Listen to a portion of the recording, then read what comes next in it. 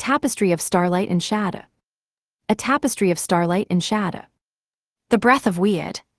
Before the first king set foot upon the soil, before the first boundary was marked in the dirt with a spear point, there was only the Ginnung, a vast, gray thickness of mist. It was a shroud that knew no sunrise and no sunset, a heavy, velvet silence where the sky had not yet learned to be separate from the earth. In this uncounted age, reality did not hold its shape. It shifted like the dreams of a sleeping giant, folding in upon itself in a realm of total, unmanifested potential.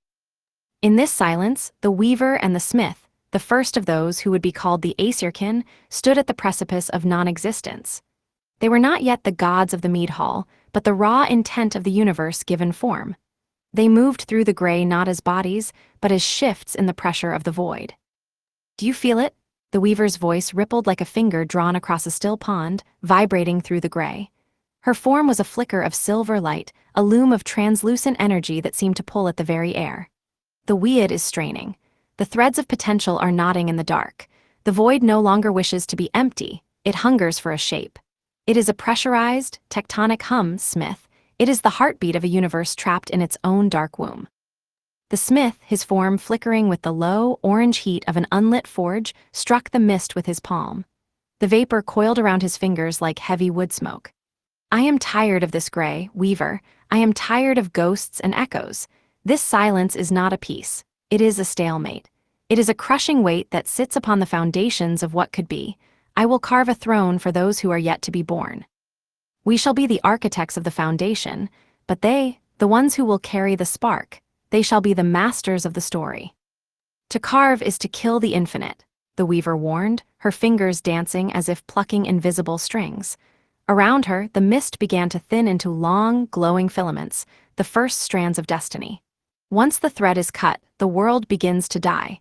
To give a thing a name is to give it a limit. To give a thing a shape is to give it an end. That is the price of being real, Smith. Are you prepared to pay it in the blood of the void? "I have the fire within me to forge," the smith countered, his voice like the grinding of tectonic plates. "But I have no anvil. I have the intent to cut, but I have no stone to sever. We remain ghosts wandering a graveyard of non-existence. I will not have my potential wasted on this stagnant gray. I will reach into the silence and pull the foundations from the marrow of the void itself. Let the infinite die so that the truth may live." The weaver looked into the swirling depths of the Ginnung. She saw the pre-echoes of the world, the ghost of a mountain peak, the shimmer of a river that had not yet found a path. "The foundations are already here," she whispered. "They are spun into the very substance of this silence. Look closer, Smith. Can you not see the glimmer of the thread? It is the geometry of the future, holding the shape of the island. Every forest that will ever grow, every spear that will ever be forged, and every song that will ever be sung by a scop exists here in a state of suspended animation." The smith looked, and the heat within his chest seemed to align with the rhythm of the weaver's pulse. The Wyrd was calling for a shaper, for a force that could command the void to halt, to solidify, and to take the shape of a land that would one day be known as the Island of Kings. "It is cold, weaver," the smith observed.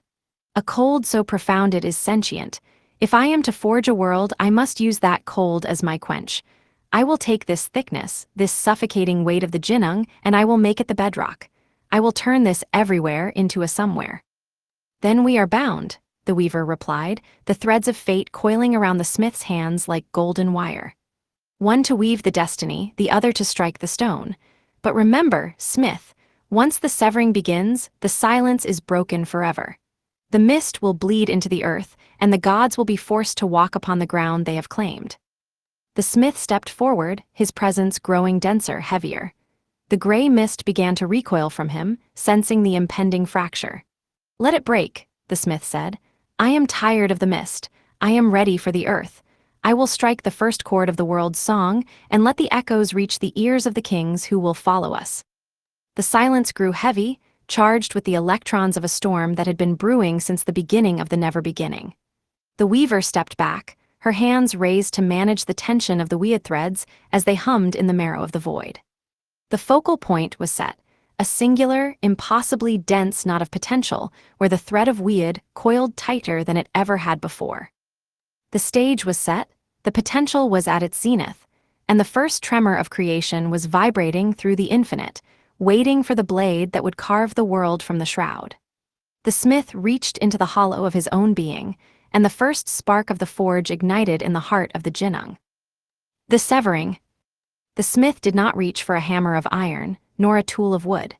Instead, he reached into the hollow of his own being, into the place where the unlit forge of his heart beat against the vacuum, and drew forth a blade.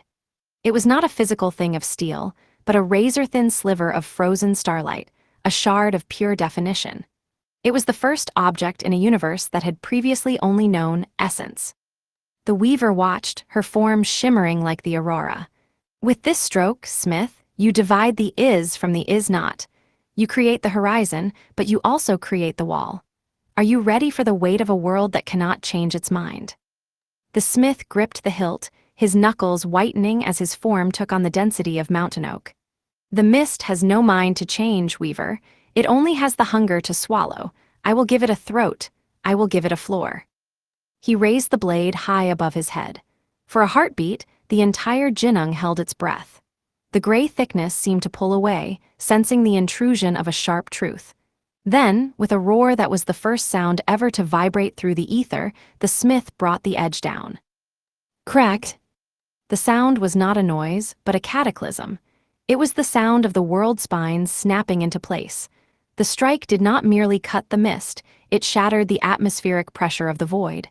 Where the blade passed, reality did not just appear, it splintered.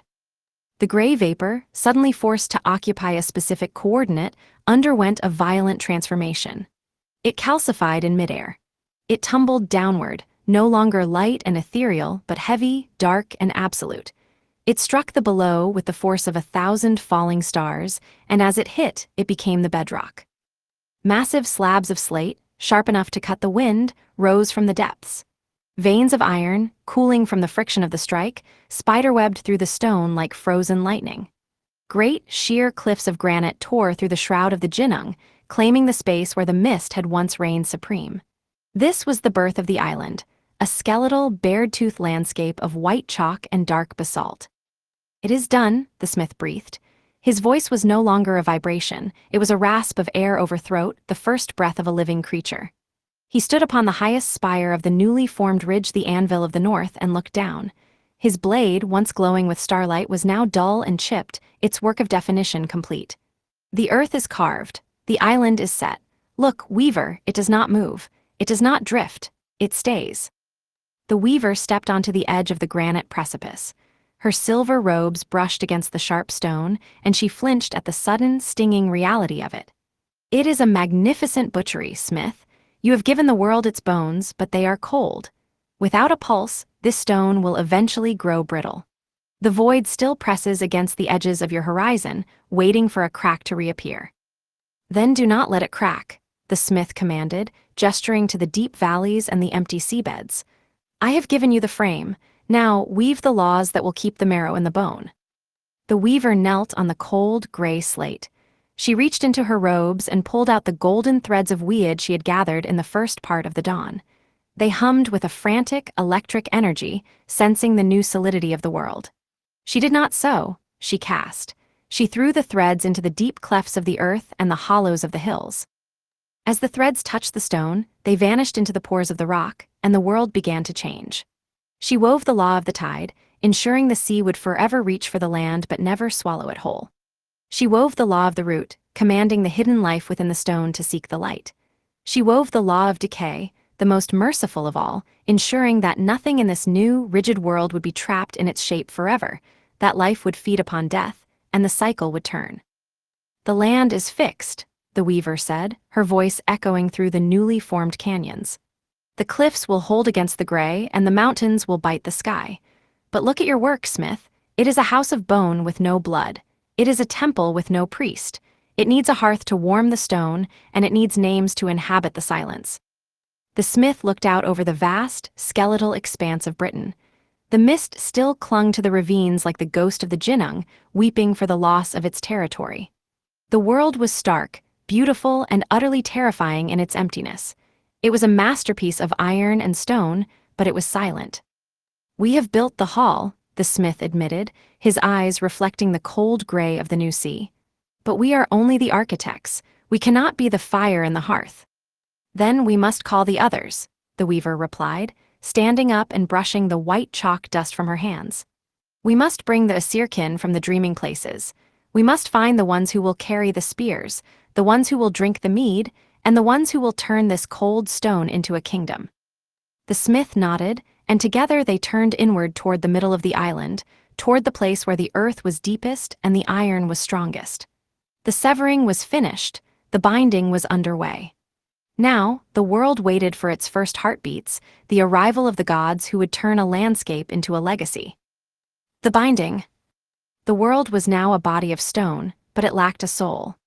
The air was a thin, biting vacuum, and the silence of the canyons was heavy with the residual grief of the severed mist. The smith and the weaver stood at the navel of the island, a deep, sheltered basin of black loam where the iron veins of the earth converged. "The bedrock is firm," the smith said, his voice now a resonant bass that vibrated through the soles of his feet. "But a fortress without a king is merely a ruin waiting to happen. The stone is lonely, weaver. It remembers the fluidity of the Ginnung, and it yearns to melt back into the gray." The weaver nodded, her eyes fixed on the horizon where the last of the primordial mist still roiled like a caged beast. "Structure alone cannot hold the void at bay. To anchor this land, we must give it a core, a pillar that connects the deep iron of the roots to the high starlight of the crown. We must plant the Irminsul." The smith knelt and plunged his hands into the earth. He did not dig, he reached.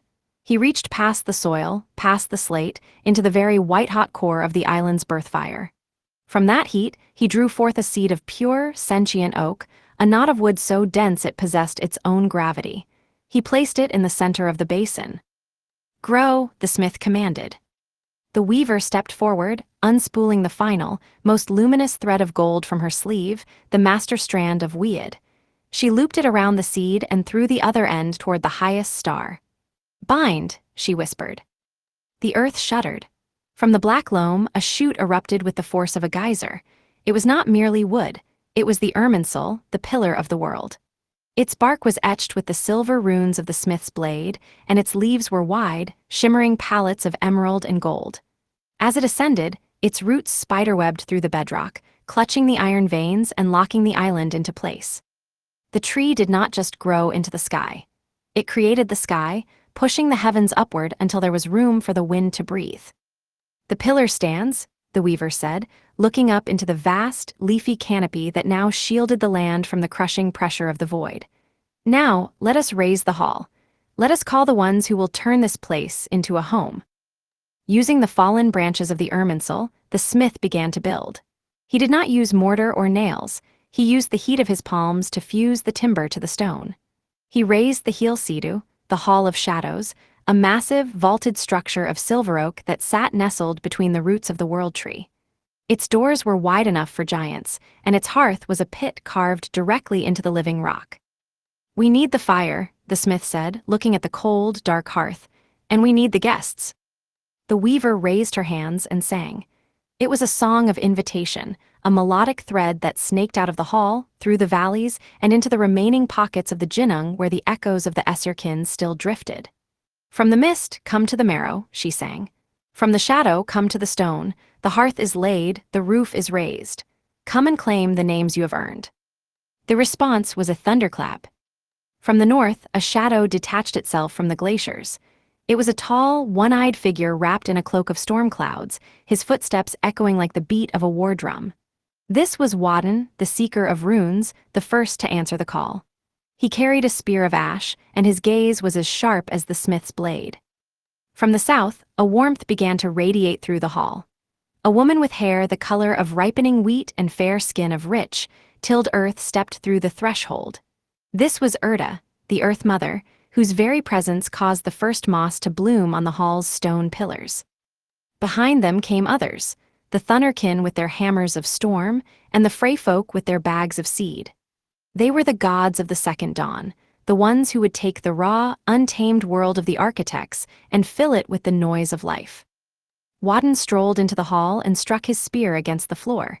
"You have built a fine cage for the chaos, smith," he said, his voice a low growl of thunder.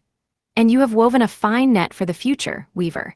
But who shall guard the gates when the shadow walkers come from the fens? You shall, the smith replied, stepping back into the shadows of the forge corner. We have given you the bones and the breath. We have given you the hall and the tree. The island is yours to rule, Wyrd, but know this, the Wyrd is a hungry loom. It demands sacrifice for every harvest and memory for every sunrise. Wyrd knelt by the cold hearth. She reached into her cloak and pulled out a small, flickering ember, a spark of the original muspel fire that she had carried through the mist. She placed it in the pit, and the first fire roared to life, casting long, dancing shadows against the rafters of the Irminsul. The covenant is struck, Wyrd declared, the warmth of the fire reflecting in her eyes.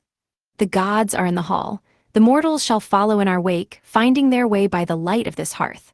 As long as the beer is poured and the songs are sung, the Ginnung shall not return. The weaver and the smith stood together at the back of the hall, watching as the new gods took their seats. Their work was done. The primordial architects were fading, their forms becoming less like people and more like the landscape itself, the smith becoming the towering peaks of the north, and the weaver becoming the silver mist that softened the edges of the world. The island was no longer a fragment of a void. It was a kingdom of stone and song, anchored by a tree, guarded by a hall, and bound by a thread that would never truly break. The saga has begun, the weaver whispered, her voice disappearing into the rustle of the Irminsul's leaves. Let us see, the smith's echo replied, how they hold the line. The hearth of creation, the transition from the era of the architects to the era of the gods, was not marked by a sunrise, but by a sound. It was the rhythmic, heavy thud of a traveler's staff, yet each footfall carried the weight of a thunderclap. Through the thinning silver mists of the newly carved valleys, the first of the Æsir-kin appeared, the ones who would turn the smith's cold geometry into a kingdom of blood and breath. Wyrd, the seeker of runes, emerged first from the shadow of the Irminsul. He was wrapped in a cloak the color of a bruised sky, his wide-brimmed hat casting a deep shadow over the hollow where one eye had been traded for a deeper, more terrible kind of sight. Beside him walked Wyrd, the spirit of the loam, whose footsteps turned the gray frost into emerald moss. They stood before the Heall-Sceadu, the great hall forged from the world tree's own timber. It was a skeletal thing, magnificent but hollow, smelling of fresh sap and ancient stone. Wyrd stepped across the threshold, and as his spear, Hrungnir, struck the floor, a resonance rippled outward. It traveled through the bedrock, under the seabeds, and echoed across the 9 realms that were still cooling in the dark. This is the heart of the world, Wyrd declared, his voice a low, commanding rasp that filled the rafters. He looked up at the intricate carvings of the weaver and the smith, acknowledging the bones of the house. The architects have given us the cage, now we shall provide the fire. Here, the mortals shall bring their mead, and here, beneath this roof of stars and oak, we shall judge the strength of their Wyrd. Wyrd walked across the room, her presence softening the edges of the smith's masonry. It is a silent heart, Wyrd, she whispered. A hall is but a hollow mountain until the first spark is struck. The mortals wait in the woods, shivering in the gray. They need a reason to stay. She knelt, where the floor gave way to the raw, black earth of the island's navel. She did not pray, she commanded. Pressing her palms into the cold soil, she leaned forward and exhaled. Her breath was a warm, honey-scented wind that carried the essence of 1,000 summers yet to come. The smith gave them iron, she murmured into the dirt, but I will give them the harvest. The weaver gave them destiny, but I will give them the strength to endure it. From the dirt, green shoots erupted with frantic speed, ripening into heavy, golden grain before the gods' very eyes. This was the first harvest grown not from the sun, but from the marrow of the Earth Mother herself. The hall, which had felt like a tomb of stone and timber, began to hum with the low, buzzing energy of life. Wyrd watched the grain grow, his one eye reflecting the gold. It is a beginning, he said, but grain is merely grass unless it is transformed. The people need more than bread to survive the Ginnung. They need the fire of the mind. He turned to the great hearth pit. With a gesture, he summoned the sparks from his own internal storm. The wood, branches shed by the Irminsul, caught instantly, roaring into a flame that did not flicker with the wind. It was the hearth of creation, a flame that burned with the memory of the forge and the promise of the home. Now, Wyrd said, the hall is a body. The grain is the flesh and the fire is the spirit, but we are missing the blood. He looked toward the entrance, where the first of the Peat-Born, the mortals, stood huddled. They were small, shivering creatures, their skins stained with the gray of the old world, their eyes wide with a terror they could not name. They saw the gods not as saviors, but as mountain peaks that had learned to walk. "Come forward," Wyrd commanded. "The mist is behind you, the fire is before you, choose which you would rather inhabit." The mortals crept across the threshold, their bare feet silent on the stone. They felt the warmth of the hearth, and for the first time since the severing, the shaking in their limbs ceased. They gathered around the central pit, looking at the golden grain and the towering figures of the Æsir-kin. "We have no names," the eldest of the mortals whispered, his voice cracking. "We have no stories, we are only the breath in the fog." "Names are earned in the hall," Wyrd replied, her voice like the rustle of leaves. "Stories are woven in the mead. Today you cease to be the breath of the fog. Today you become the people of the ironwood." The hall was no longer a cold monument. It was becoming a sanctuary. The shadows cast by the fire danced against the walls, creating the first illusions of history.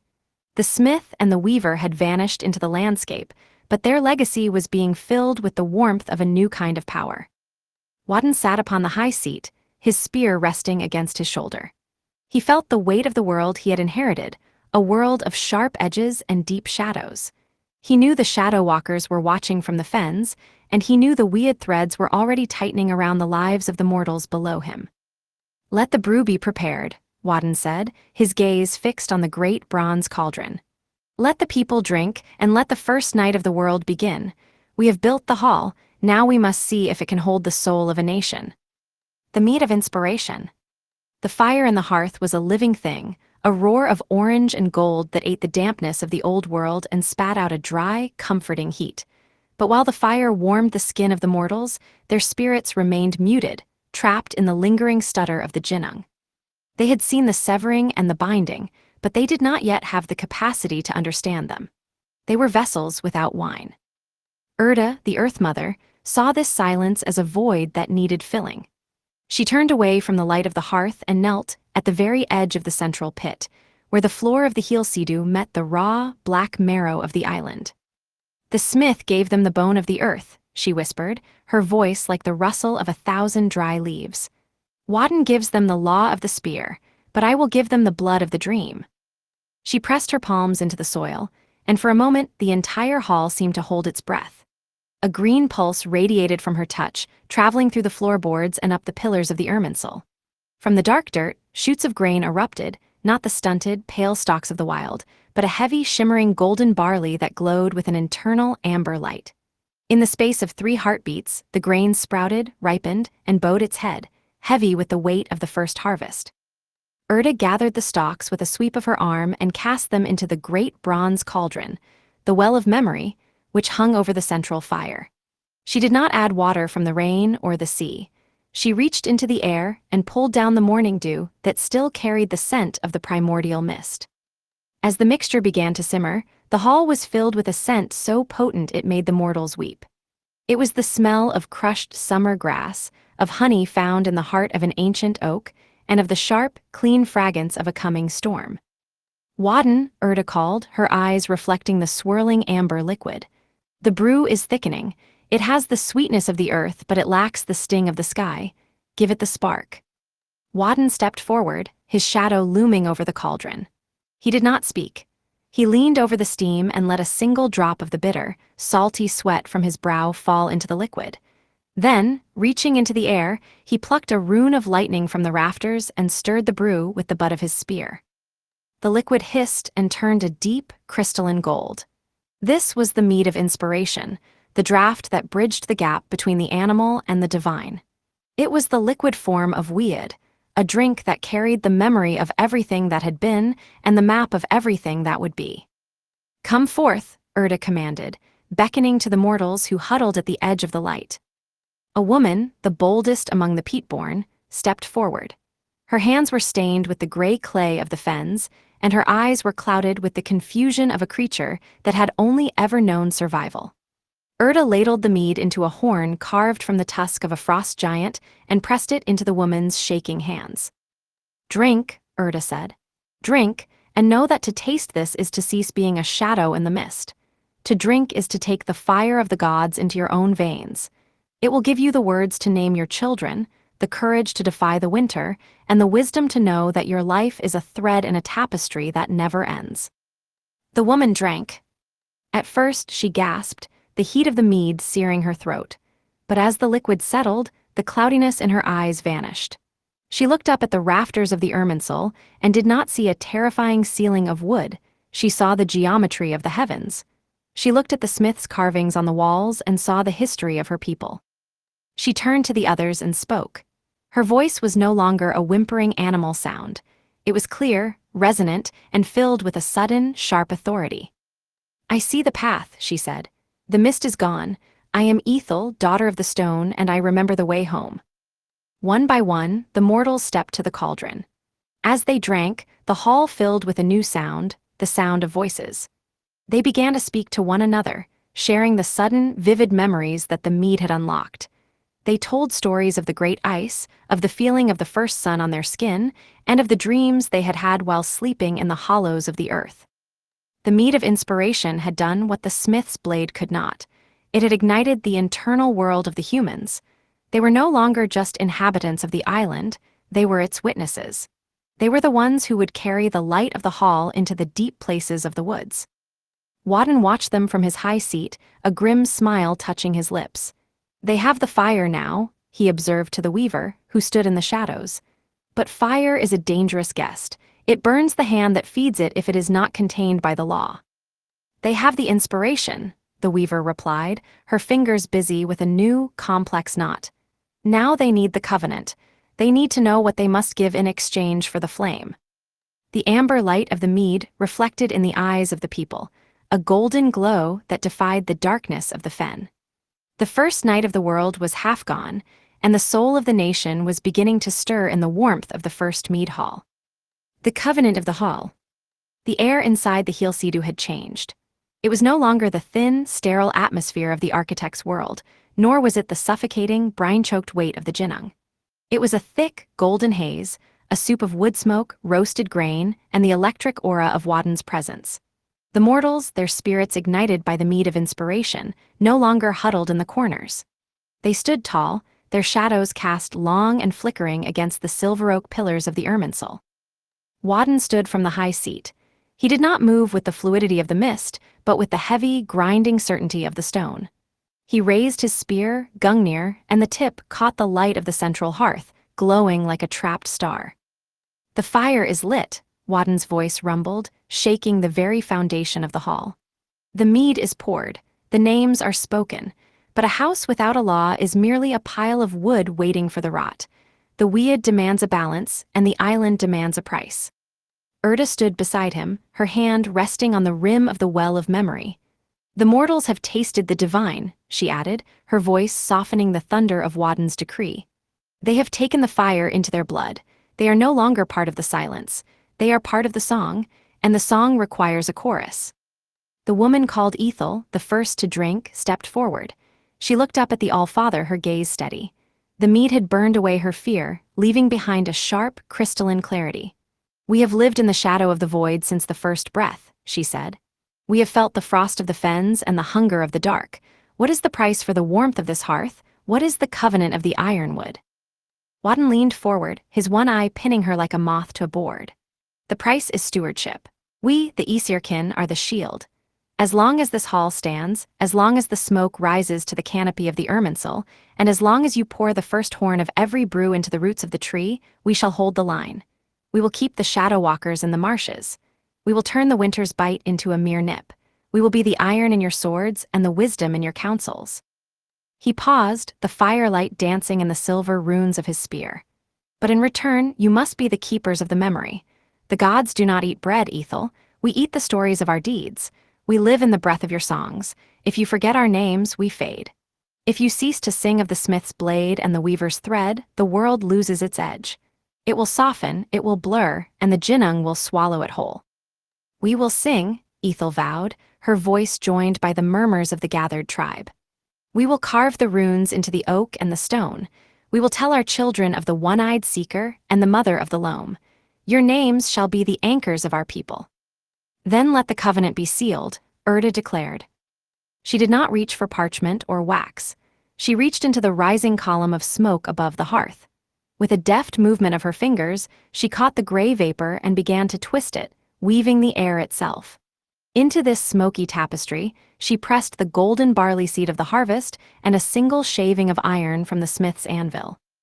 By the fire that warms, she chanted, by the mead that inspires, and by the tree that binds, the deal is struck. The gods are the root, the mortals are the branch, and the Wyrd is the sap that flows between us. As she spoke, the smoke tapestry solidified for a heartbeat, glowing with a fierce, amber light that illuminated every corner of the hall. It pulsed once, a golden heartbeat that resonated through the chests of every man and woman present, and then it dissipated, rising through the roof hole to be scattered across the winds of the land. The covenant was signed. It was a sacred, terrible bond. The mortals were no longer free to simply exist as animals, they were now the guardians of a divine legacy. They were the Peat-Born no longer, they were the Ynglings, the people of the hall. Wyrd settled back into his throne, his task complete for the moment. The night is long, he observed, watching the mortals begin to pass the mead horns among themselves. And the shadow walkers are already testing the perimeter, but for now there is light. For now there is a story. Outside the Heall-Sceadu, the wild world waited. The mist still curled at the edges of the clearing, and the ancient, tectonic pressure of the void still pushed against the bedrock. But within the circle of the Irminsul's roots, there was a new kind of power. A power made of memory, law, and the warmth of a shared fire. The first night of the new world was deepening, but the silence had been broken forever. The scop reached for his bone harp, his fingers trembling with the weight of the first verse. The land had found its voice, and the ironwood had found its heart. The first poet. The covenant had been struck in the smoke, and sealed with the amber heat of the mead, but a strange, heavy tension still hung within the rafters of the Heall-Sceadu. The gods sat in their high seats like statues of weathered stone, and the mortals huddled by the central hearth, their bodies warmed but their spirits still stuttering. They possessed the fire and the grain, but they lacked a bridge, a way to turn the raw, terrifying events of the severing into a truth they could carry in their marrow. The world was real, but it was not yet understood. From the deep shadows near the western pillar, where the silver oak of the Irminsul met the dark basalt of the floor, a man named Hrungnir stepped forward. He did not possess the storm-etched brow of Wyrd, nor the earthy, blooming vitality of Wyrd-The.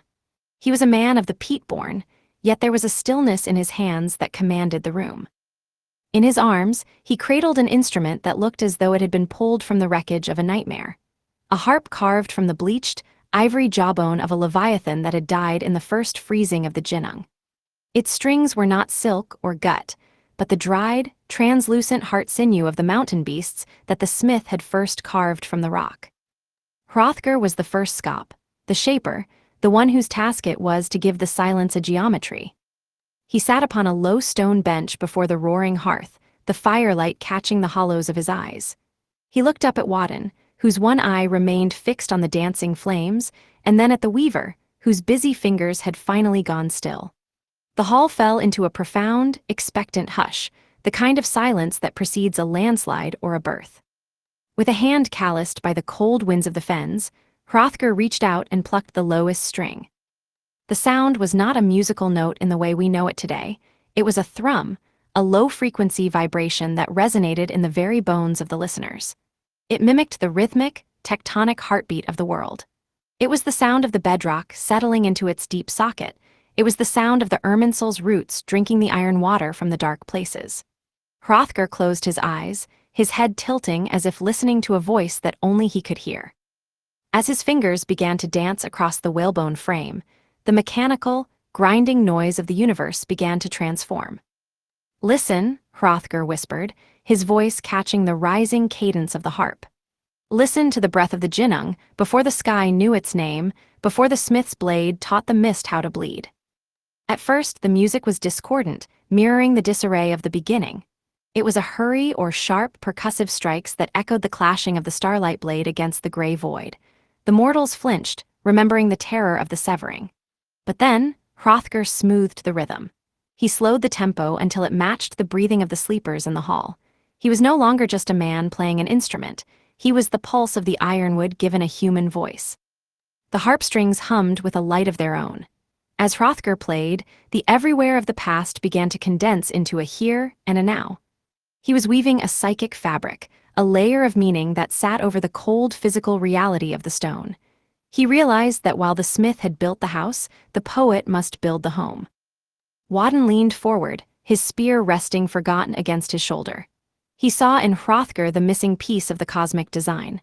The gods could command, and the architects could build, but only the scop could remember. "The wind has no memory," Hrungnir sang, his voice growing stronger, filling the vaulted ceiling. "The stone has no tongue, but the bone of the beast and the sinew of the heart shall speak for the silent earth. We are the witnesses of the dawn. We are the ones who say, it was so." The mortals began to sway, drawn into the gravity of the music. The fear that had sat in their chests like a cold stone began to melt. They looked at the harp, and then at each other, and they realized that they were no longer just accidents of the mist. They were the audience of a grand design. They were the ones for whom the song was being sung. Hrungnir's fingers moved faster now, a blur of motion against the white bone. He was plucking the very threads of Wyrd that the weaver had cast into the earth, turning the invisible laws of the universe into a melody that a human heart could hold. He was the shaper, and with every vibration of the heart sinew strings, he was making the world more solid, more certain, and more beautiful. The first night of the world was half gone, and the first song was already anchoring the souls of the people to the soil of the land. The silence of the Ginnung had finally met its match, the resonant, defiant voice of the first poet. The echo of time. The air in the Heall-Sceadu grew heavy, charged with the static of a coming storm. Hrungnir's fingers, now bleeding slightly from the tension of the sinew strings, did not falter. He shifted the tempo of the harp, moving from the rhythmic, tectonic thrum of the earth to a sharper, more melodic sequence that seemed to slice through the very air. "I sing of the severing," Hrungnir cried out, his voice now resonant, reinforced by the architecture of the hall itself. "I sing of the smith who stood in the gray, and the blade that carved the horizon from the void." As the words left his lips, the light in the hall behaved in ways that defied the laws of the flicker fire. The carvings on the silver oak walls, intricate, interlocking patterns of knotwork and myth, began to bleed a pale, ghostly luminescence. It was not the light of the hearth. It was the light of the original dawn, the residual starlight caught in the blade of the smith eons ago. Hrungnir was not merely reciting a history, he was reinforcing reality. In this foundational age, the world was still soft at its borders, a reality that flickered and faded like a candle in a draught. The Ginnung remained just beyond the threshold, a patient, gray ocean waiting for the light to dim so it could rush back in and reclaim its formlessness. Hrungnir's song acted as a loom of the universe, a binding mechanism. Each note he struck was a thread of sound that tied the roof to the floor, the gods to the mortals, and the fleeting present to the permanent past. "The blade struck," he bellowed, his fingers tearing at the strings until the whalebone frame groaned. The mist fractured, the bedrock stood. With every shout, the hall physically changed. Where the sound waves hit the wooden pillars, the wood seemed to harden, petrifying into a substance that felt like diamond-tough oak. The seams between the stone floor and the timber walls fused, sealed by the vibration of his voice. He was building the house with the architecture of sound. The mortals watched in a trance. They saw the weaver's thread, which had been invisible, now manifesting as glowing, golden filaments that ran through the air, vibrating in sympathy with Hrungnir's music. These were the literal strands of Wyrd, the causal laws of the universe, and the song was holding them in place. Hrungnir had discovered the ultimate secret of existence. To speak a thing is to solidify it. "The weaver cast the net," Hrungnir sang, his voice dropping into a low, rumbling hum that seemed to emerge from the earth itself. "The laws are set. The tide shall not swallow the cliff. The winter shall not steal the light." As he sang these words, a great shimmering web appeared in the rafters, a lattice of light that connected every corner of the hall. This was the protection of the covenant, manifest and tangible. The darkness in the corners, those hungry, encroaching shadows, shrank away, hissing as they touched the edges of Hrungnir's melody. Each stanza was a stone in an invisible wall. Each chorus was a shield held high against the encroaching void. Hrungnir was weaving a wen into the where, creating the dimension of time. Before this, the world had been a static, frozen landscape. Through his song, he was giving it a past to look back upon and a future to look forward toward. The people in the hall felt their own memories stabilizing, their own identities becoming anchored. The confusion of the Peat-Born was being replaced by the iron resolve of the Inglings. Wyrd, observing from the high seat, leaned forward, his one eye glowing with a terrible, focused intensity. He saw what the poet was doing. Hrungnir was not just singing, he was performing an act of cosmic anchorwork. "He is knitting the world together," Wyrd whispered, her hand resting on the pommel of her staff, which had begun to sprout fresh, green leaves in response to the music. "He is taking the raw material of our existence and turning it into a structure that can survive the night." The mortals began to join in, their voices thin and reedy at first, then growing in strength as the mead took hold of their courage. They chanted the names of the gods, and as they did, the glow in the hall intensified.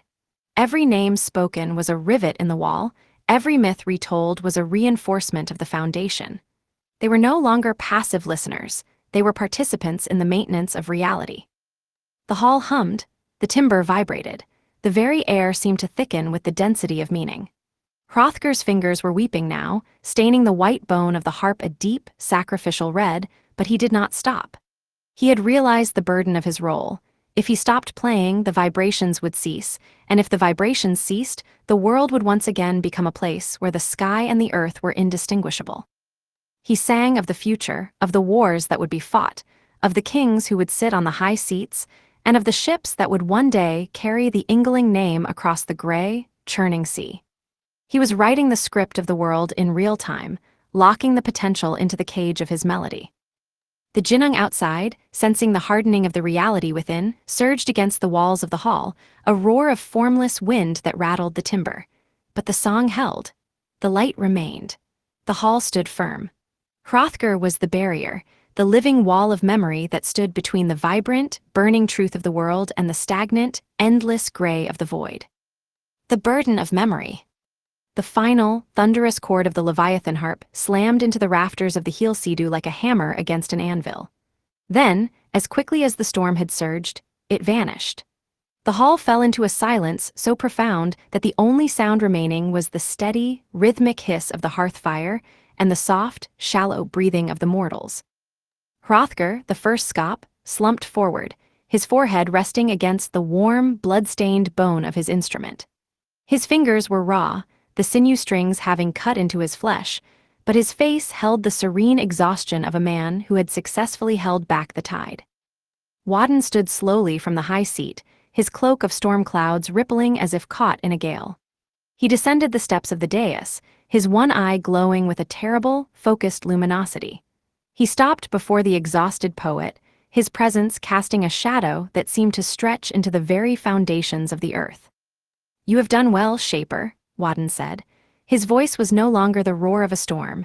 It was the quiet, grinding weight of tectonic plates shifting in the deep. "You have woven a lattice of sound so strong that even the void hesitated to claw at these walls. You have given us a home in your breath." Wyrd leaned down, his face mere inches from Hrungnir's.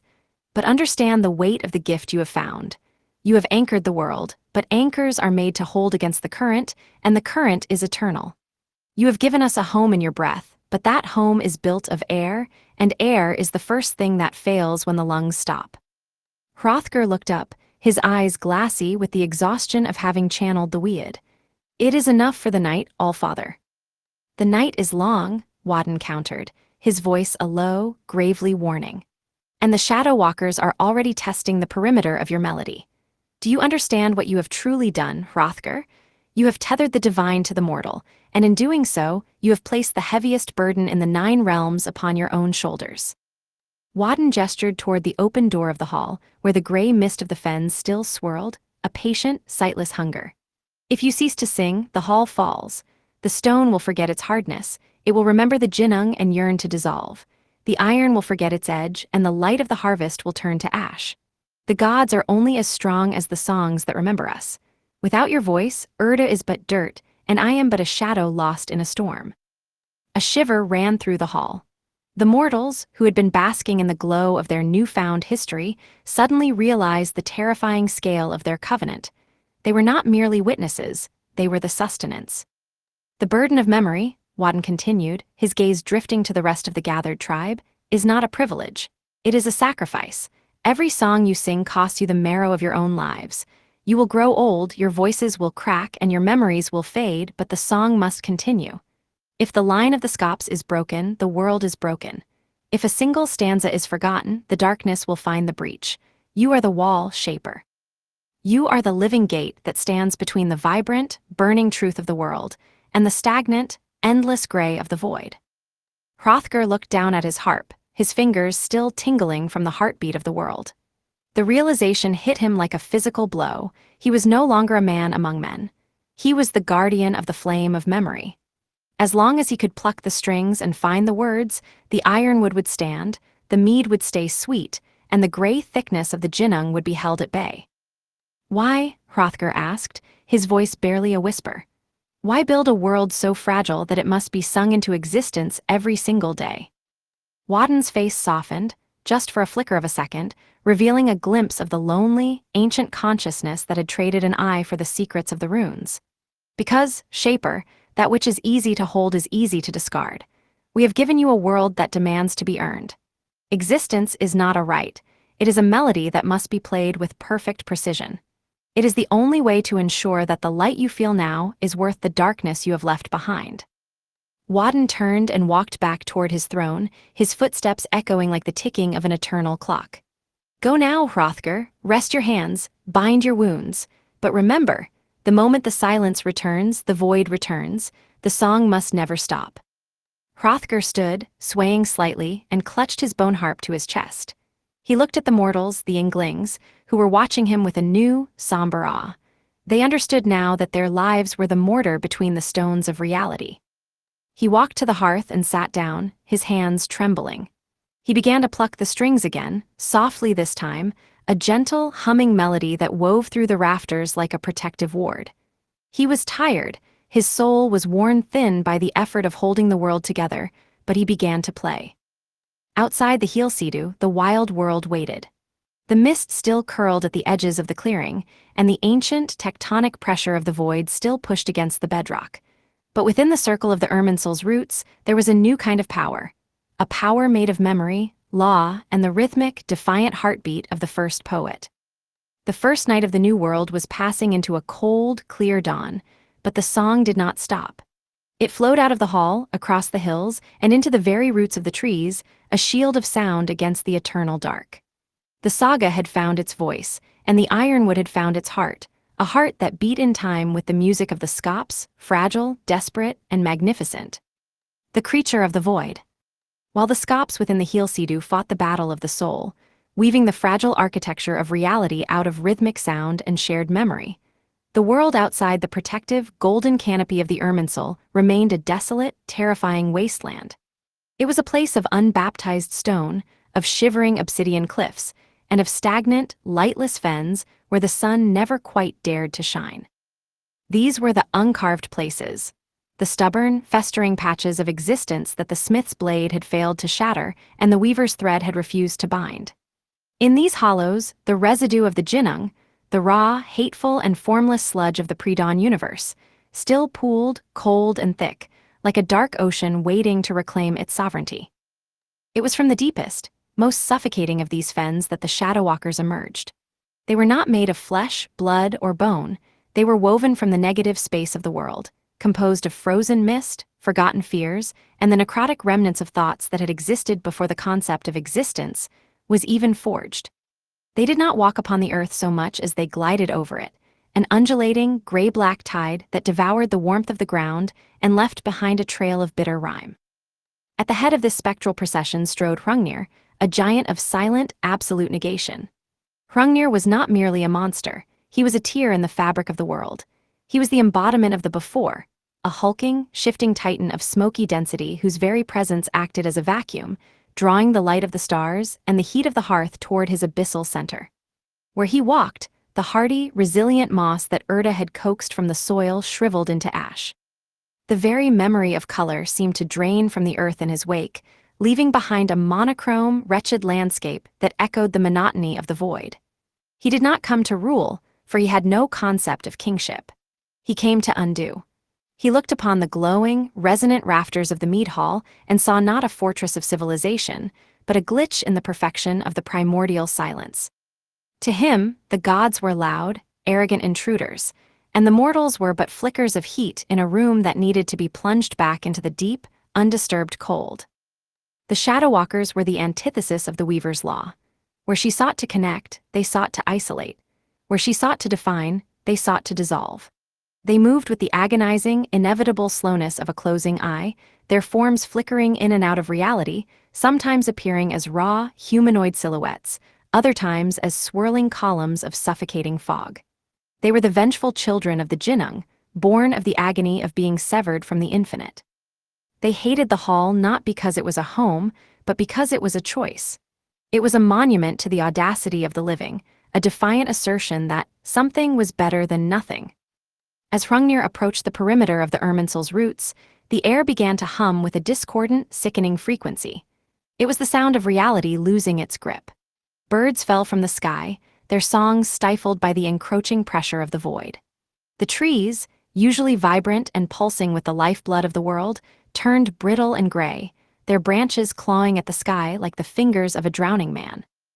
Hrungnir reached the edge of the clearing, his massive, hollow eyes, voids that contained the history of the darkness, fixed upon the warm, amber glow spilling from the hall's wide doors. He raised a hand, a massive slab of condensed mist, and the very air around the mead hall began to fray. The protective lattice of light, woven by the scops and anchored by the gods, groaned under the sudden, crushing weight of the negation. The shadow walkers began to swarm the hall, not by rushing the doors, but by seeping through the cracks in the foundation, infecting the wood with the cold of the abyss. They had come to quench the hearth fire. They had come to silence the scops. They had come to ensure that the memory of the light was erased, returning the world to that vast, gray thickness where no kings walked, no songs were sung, and no gods held sway. Hrungnir stood at the threshold of the light, his presence a shroud that promised an end to all stories. He was the end of the line, the final, entropic silence that the architects had hoped to stave off, and he had come to claim the mead hall for his own dark, insatiable appetite for non-existence. The siege had begun, threatening the forging of the world, and the light of the hall wavered. The sea. The shadow walkers did not bring the clamor of war. There was no sound of clashing steel, no roar of war horns, no thunder of charging feet. Their siege was a creeping, invasive silence that slid beneath the threshold of the Heall-Sceadu like poison gas under a locked door. As the giant Hrungnir loomed over the protective lattice of the Irminsul, he did not seek to shatter the timbers with brute force. He sought to shatter the idea of the timber. He attacked with the rod of memory. The shadow walkers moved through the hall like a sickness of the mind. They were whispers in the dark, breaths of ice against the nape of the neck, and shadows that lingered a heartbeat too long after the firelight shifted. They did not target the bodies of the Inglings, they targeted the golden threads of Wyrd that Hrungnir had so carefully woven into the air. "Why do you sing?" the whispers hissed, sliding into the ears of the mortals as they sat by the hearth. "You sing of gods who demand your labor, your songs, and your sacrifice. Look at them, sitting in their high seats, drinking the mead that you harvested with bleeding hands. What have they given you in return? A roof of wood? A wall of stone? You are slaves to a story that serves them, not you." The whispers grew more insidious, twisting the very nature of their reality. "This hall is not a sanctuary," the shadows murmured, coiling around the pillars of the Irminsul. "It is a prison. It is a cage that cuts you off from the true peace of the void. Outside, in the stillness of the fen, there is no pain, there is no hunger, there is no fear of the future or regret for the past. There is only the sweet, absolute quiet of the Ginnung. Why do you struggle against the inevitable? Why do you fear the return of the mist, when the mist is the only thing that ever truly loved you?" Inside the hall, the effect was immediate and catastrophic. The golden glow of the carvings, which Hrungnir's song had sparked into life, began to flicker and turn a sickly, bruised purple. The fire in the central pit, previously a roaring pillar of orange heat, sputtered and died down to a guttering, smoky coal that cast long, distorted shadows. The mortals, their eyes glazed with the onset of the rot, stopped their chanting. The Skop's harps fell silent. The words that had once felt like pillars of truth now felt like dry, hollow lies. Ethel, the first of the Inglings, dropped her mead horn.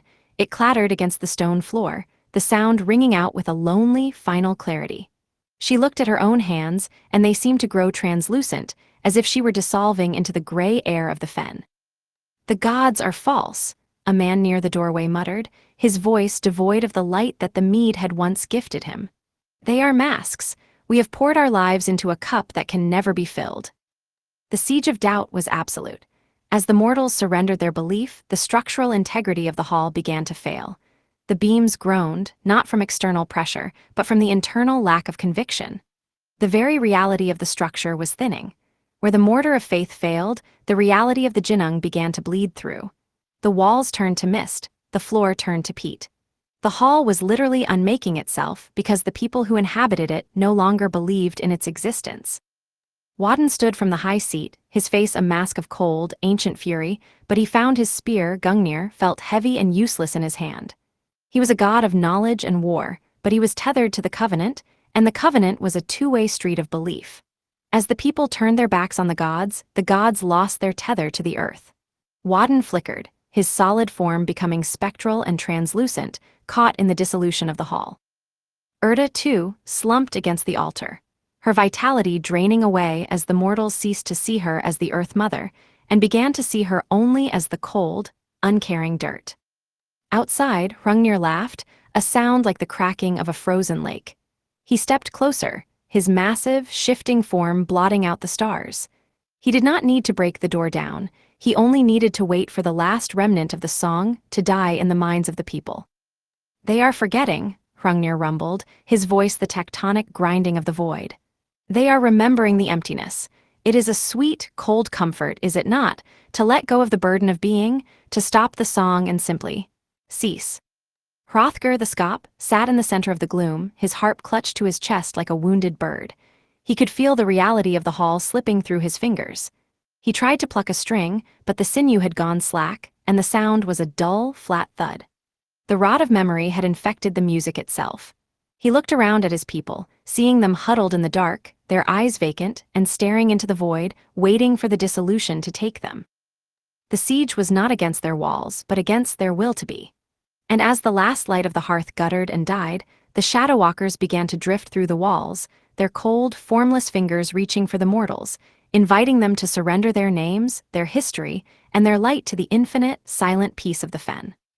The hall was empty, the gods were fading, and the world was just one heartbeat away from becoming a ghost. The sacrifice of the smith.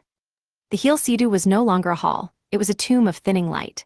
The pillars of silver oak were leaching their color into the gray maw of the encroaching fen, and the air had grown deathly still, devoid of the vibrant hum of existence.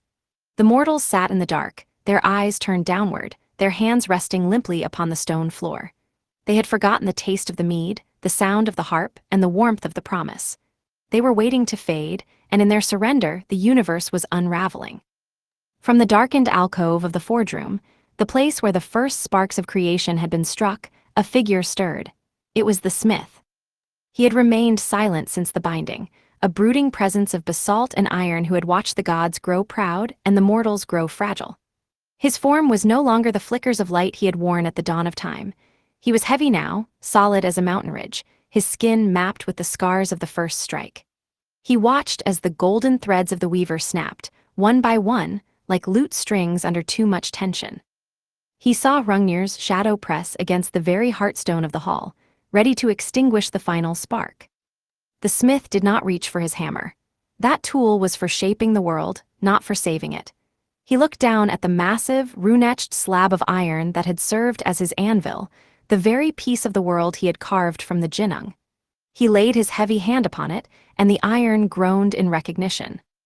He walked past the high seat, ignoring the fading, ghostly figure of Wyrd, who watched him with eyes that already belonged to the mist. He walked past the hearth, where the final, violet ember of the fire was shivering, and he strode toward the great, iron-bound doors of the hall. "They have forgotten the heat," the smith rumbled, his voice like the grinding of tectonic plates. "They have forgotten that to exist is a fire that consumes the fuel. They want the peace of the void, but the void is not peace. It is only the absence of the struggle. He stepped outside. The cold of the fen hit him like a physical blow, a biting, soul-sucking frost that sought to strip the atoms from his frame. The shadow walkers were everywhere, a swirling, suffocating miasma of gray smoke. Hrungnir loomed above him, a titan of negation whose presence made the very stars seem to dim. The giant did not speak. He merely reached out a hand, and the world in front of the smith began to liquefy, the solid ground turning back into the shapeless muck of the uncarved places. The smith did not falter. He stood in the muck, his feet sinking deep into the cold earth. He reached into the hollow of his own chest, into the furnace that had burned since the first moment of time, and he gripped the very core of his being. With a sound of tearing iron and shattering stars, he pulled. It was not a scream of pain, but a roar of defiance. He tore his own heart from his breast. It was a radiant, blinding core of divine, white-hot iron, pulsing with the raw energy of the original creation. It was the sunspark, the singularity that had first ignited the forge of the universe. The sudden brilliance of the heart core illuminated the fen, turning the murky, gray shadows into boiling, screaming vapor.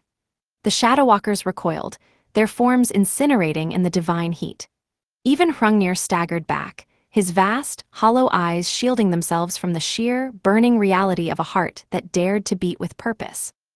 The smith did not throw the heart, he planted it. He drove it deep into the muck of the fen, right at the boundary where the world ended and the void began. "I am the forge," the smith roared, his body beginning to harden and gray, his flesh turning to immovable granite. "And I am the anvil. If you want the world, you must pass through the fire." He stood at the edge of the world, his hands raised, and he began to channel the entirety of his ancient, tectonic power into the heart core. The smith's body became a wall of living flame, a vertical furnace that stretched from the marrow of the earth to the height of the Irminsul's highest branch. He had become the ultimate threshold. He was no longer a creator, he was a guardian. The heat was so intense that the fen began to vitrify, the mud and sludge turning into a barrier of solid, glowing glass. The fire didn't just burn the shadows, it scorched them into the bedrock of reality. Hrungnir struck at him, his fists of negation impacting against the smith's aura, but the smith did not move. He was anchored by the weight of his own sacrifice. He had poured the sum total of his divinity into the ground, and in doing so, he had created a border that the Ginnung could never again cross. Inside the hall, the effect was instantaneous. The mortals gasped, the color rushing back into their cheeks as the surge of heat flooded the room. The violet light of the shadow vanished, replaced by the brilliant, golden warmth of the smith's burning sacrifice.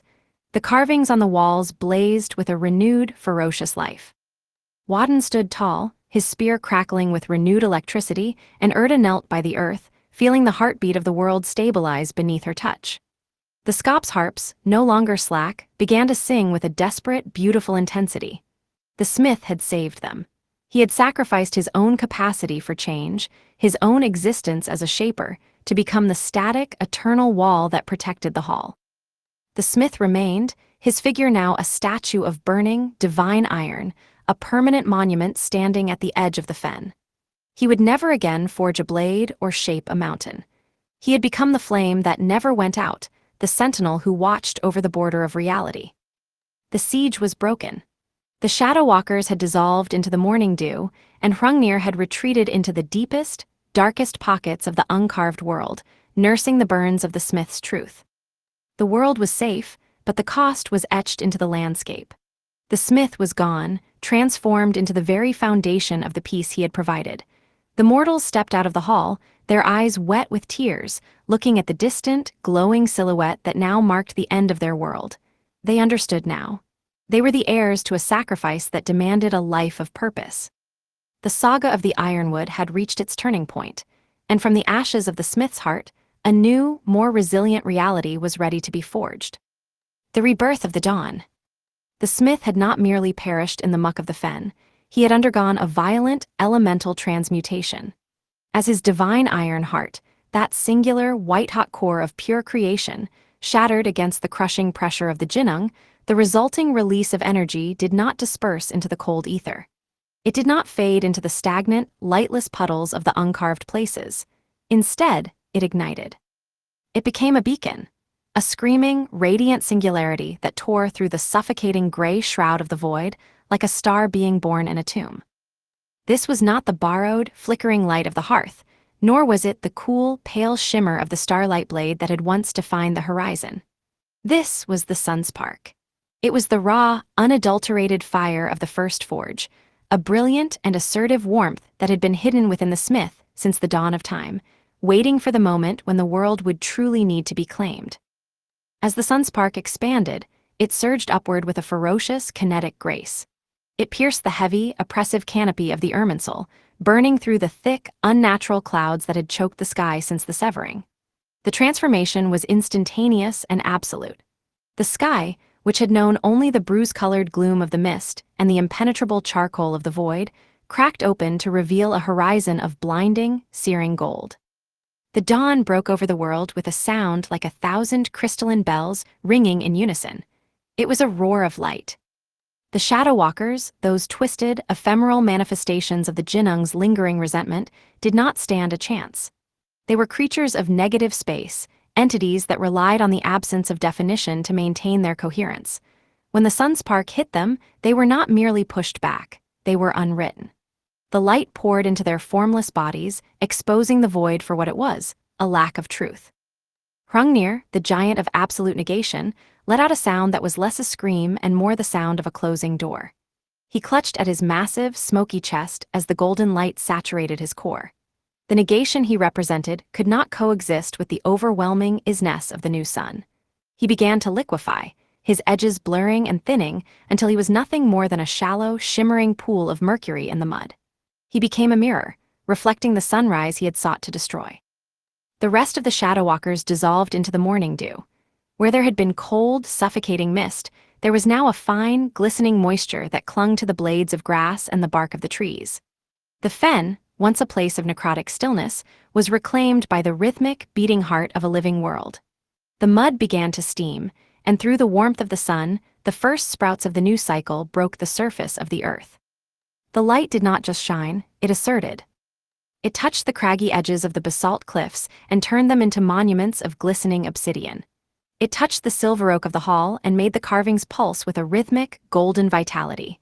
For the mortals within the Heall-Sceadu, the experience was visceral. They fell to their knees, not in fear, but in awe. They felt the coldness that had been a permanent resident in their marrow for generations finally, mercifully, burn away. The world, which had been a monochrome sketch, a fragile placeholder between two eternities of darkness, was suddenly and violently painted in the full spectrum of existence. They saw the vibrant, wet green of the moss. They saw the deep, inviting blue of the churning sea. They saw the brilliant, pulsing amber of the grain that stood tall in the fields, nodding in the first true breeze. The dawn was not merely a transition of time, it was the coronation of the world.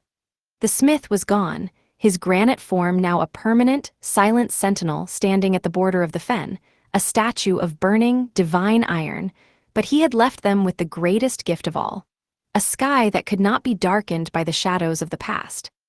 The mortals stepped out from the threshold of the hall, their eyes wet with the first tears of genuine joy, looking at a landscape that was no longer an adversary to be survived, but a home to be nurtured.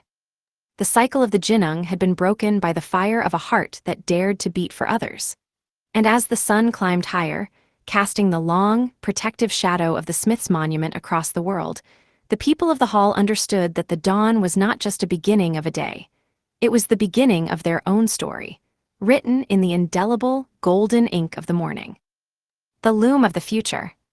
The sun, born from the smith's ultimate sacrifice, climbed high into a sky that had forgotten the taste of ash. Within the Heall-Sceadu, the aura was no longer the heavy, stagnant pressure of a besieged fortress. It was alive with a luminous, crystalline clarity. The gods sat upon their high seats, but they were not the distant, monolithic figures who had descended from the dreaming places. They were humbled, their forms etched with the fatigue of a long, desperate battle, their eyes reflecting the golden, enduring light of the dawn. The weaver, who had spent eons maintaining the rigid, crystalline structure of the universe, stepped down from the dais. Her silver robes, which had once shimmered with the cold, static brilliance of the aurora, now caught the warm, vibrant hues of the morning sun. She walked to the center of the hall, where the air still hummed with the residual resonance of the smith's heartbeat. She reached into the pockets of her cloak and drew forth no threads of gold or silver. Instead, she reached into the very air, gathering the gossamer, drifting filaments of light that were the lingering echoes of the smith's sacrifice. These were not the immutable, predestined strands of the old Wyrd. They were chaotic, brave, and infinitely complex. "The architects built the floor," the weaver said, her voice a melodic ripple that filled the hall, calming the still trembling hearts of the mortals. "The gods provided the fire, but the smith gave us the will." She knelt on the hearth, where the ash of the old battle lay mixed with the rich, black loam of the land. She began to spin, not on a physical frame, but on the loom of the air itself. She took the threads of the smith's sacrifice, the burning iron, the immovable granite, and the selfless heat, and she began to weave a tapestry that had no fixed pattern. In the old Wyrd, the mortals were but shadows, the background noise in the grand, immortal symphony of the gods. They were the ones who suffered to make the story possible, the faceless generations whose only purpose was to keep the hearth fire burning. But as the weaver worked, the image in the tapestry shifted.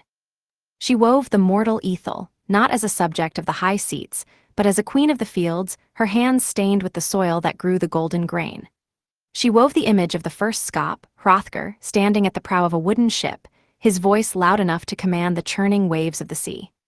She wove the warriors, the farmers, the mothers, and the children, and in her hands they were not the pawns of destiny, they were the heroes of the age. The gods watched, mesmerized, as the tapestry took form. Wyrd saw the threads of his own spear, Hrungnir, intertwined with the humble, iron-tipped plow of the mortal. Wyrd saw the roots of the Irminsul wrapping around the foundations of the mortal villages, protected and nurturing. The weaver was breaking the hierarchy of the cosmos. She was replacing the vertical Wyrd, where power flowed down from the gods to the mortals, with a circular Wyrd, where the power of the gods was sustained by the mortals' capacity to live, to love, and to sacrifice. "This is the new loom," the weaver declared, her eyes bright with a forbidden, beautiful spark. "It is not a cage, it is a mirror. As you grow, the tapestry grows. As you struggle, the thread tightens. As you dream, the colors shift." She cast the completed tapestry into the hall. It didn't hang on the wall, it expanded, wrapping around the pillars, flowing over the floor, and spiraling up into the rafters like a living, breathing aurora. The mortals looked at the walls and saw their own lives depicted in threads of light. They saw the moments of their courage, the scars of their losses, and the promise of their own greatness. They were no longer the Peat-Born shivering in the dark. They were the Inglings, the architects of their own future. The weaver stood, her hands glowing with the remnants of the threads. She turned to the people, her gaze soft, yet filled with the weight of the future. "The gods are no longer your masters," she told them. "We are the gardeners of this garden. We are the shield that guards the gate and the fire that warms the hearth. But the path you walk, the songs you sing, and the legacy you leave, that belongs to you. The smith died so that you might hold the hammer. Do not let it gather rust." The hall roared with the sound of the mortal's affirmation, a shout that felt like the earth itself cheering. The weaver's tapestry continued to ripple, constantly evolving, constantly recording the deeds of the people as they happened. The future was no longer a foregone conclusion, a dark, gray path carved in stone. It was a fluid, vibrant potential, a river of golden light that flowed from the heart of the smith to the hands of the humblest person in the hall. The covenant was renewed, not in the smoke of a fearful ritual, but in the open, luminous light of a collaborative reality. The mortals stood, and as previously never seen, they stood as gods in their own right, the masters of their own Wyrd, ready to forge a world that was worthy of the sacrifice that had made it possible. The eternal cycle. The sun had reached its zenith, a golden anchor in the sky that burned with the ferocity of the smith's vanished heart. Within the Heall-Sceadu, the atmosphere had shifted from the hushed reverence of a sanctuary to the vibrant pulse of a kingdom in the making. The weaver's tapestry, a shimmering, living river of light, swirled through the rafters, constantly shifting its colors as the mortals below moved, breathed, and began to dream of the days to come. The covenant was no longer a contract signed in blood and shadow. It was a breathing, kinetic relationship. Wyrd sat upon the high seat, not as a tyrant of the storm, but as a sentinel of the wisdom gained through sacrifice. He looked down at the Inglings, at the children learning to carve their wooden spears, at the elders tending the hearth, and at the Scops, whose harps were already humming with the half-formed melodies of new sagas. He knew that the void still pressed against the edges of the world. He knew that the shadows in the fens were not gone, merely waiting for the vigilance of the living to falter. But he did not feel the crushing weight of the coming end. He felt the exhilaration of the fight. Wyrd, the mother of the loam, moved among the mortals, her footsteps leaving behind patches of emerald moss that seemed to glow with an inner warmth. She had ceased to be a distant, ethereal spirit. She had become the soil of their fields, the iron in their blood, and the harvest that filled their bellies.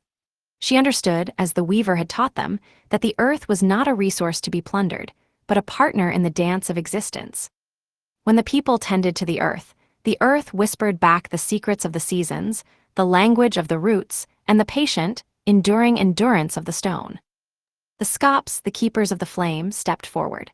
Their leader, no longer the weary Hrungnir, but a young woman named Æsir who carried his bone harp, stood before the central hearth. She did not play a dirge for the fallen smith. She played a symphony of the future. The music was a cascading, soaring crescendo that seemed to pull the very spirit of the world upward. As she played, the mortals joined in, not with words, but with a humming chant that harmonized with the rhythm of the Irminsul's swaying leaves. It was a sound that defied the silence. It was a sound that made the very air vibrate with the density of meaning. "This is the world we have forged," Æsir sang, her voice piercing the vaulted ceiling. "Not in the mist, but in the fire, not in the void, but in the breath. The saga is not finished. It is the breath that we take, the step that we make, and the light that we chase." The crescendo built, a wave of sound that resonated with the tectonic plates beneath the island, with the iron veins in the bedrock, and with the very starlight that the smith had once captured in his blade. The walls of the hall seemed to expand, becoming as vast as the sky itself. The mortals felt the presence of the smith in every tool they held, in every stone they laid, and in every song they sang. His sacrifice was not a burden they carried, it was the foundation upon which they stood. Outside the hall, the landscape was changing. The fog had retreated, but it had not vanished. It clung to the periphery, a reminder of the fragility of the light. The shadow walkers were gone, dissolved by the sun, but the potential for darkness remained. And that, they realized, was the final beauty of the covenant. If the world were safe, if the void were truly conquered, then their struggle would lose its meaning. It was precisely because the darkness was always there, waiting at the edge of the firelight, that the light was so precious. They were not living in a perfect world, they were living in a chosen world. The cycle of the ironwood was a helix, rising toward an unknown height. With every dawn, the story began again. Every morning, the mortals would wake, the sun would rise, and they would be faced with the same choice: to tend the fire or to let it die, to sing the song or to succumb to the silence, to forge the future or to drift into the mist. It was a cycle of renewal that demanded the highest form of human courage, the courage to continue. As the sun began its long, slow descent toward the western cliffs, the light in the hall turned from a brilliant gold to a deep, resonant amber. The mead was poured, a final, sacred libation, and shared among the kin. It was the wine of inspiration, the blood of the earth, and the memory of the smith, all merged into one. They drank, and they saw the path forward. They saw themselves, not as mortals who would eventually wither, but as architects of a legacy that would outlive the stars. The weaver's tapestry shimmered, pulling the images of the past and the visions of the future into a single, cohesive thread. The gods watched with a pride that was not born of possession, but of companionship. They saw their own immortality mirrored in the mortal capacity for defiance. They saw their own power reflected in the mortal capacity for love. And within the hall, the hearth roared, a brilliant, unwavering pillar of orange flame that reached for the rafters. It was the heart of the smith, beating in the pulse of the fire. It was the promise of the covenant. It was the light that would never fail, as long as there was someone to tend it. The song reached its final, glorious peak, a note so pure, so absolute, that it seemed to bridge the gap between the mortal and the divine. The hall was no longer just a building. It was a living, breathing entity, a vessel of memory navigating the infinite sea of the void. And they were its crew. They were the ones who kept the light. The silence that followed was not the heavy, crushing silence of the Ginnung. It was a vibrant, expectant silence, the quiet before a new verse, the hush before a new dawn. Outside, the stars began to wheel across the sky, indifferent and vast, but they were no longer the only light in the universe. Below them, on a small island of basalt and chalk, a single hall burned with the defiance of 1,000,000,000 suns. The tale of the ironwood was complete, and yet, as the stars blinked into existence, a new scop stood up to take the harp. A new child reached for the iron hammer. A new day began to stir in the east, hungry for the light. The cycle was reset, the thread was spun, the story began again. And as the last ember of the hearth flickered, it did not die. It cast a long, steady shadow that pointed toward the future, toward the deep, uncharted woods, and toward the glorious, dangerous work that remained to be done. The ironwood stood strong. The gods watched. The people sang. And the light of the smith's heart burned on forever.